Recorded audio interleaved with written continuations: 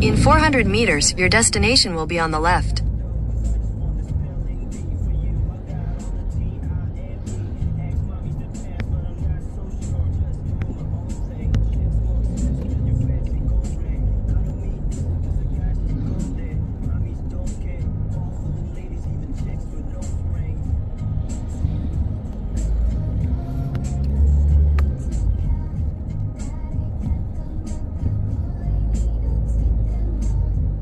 Ito na nga. Your destination is on the left.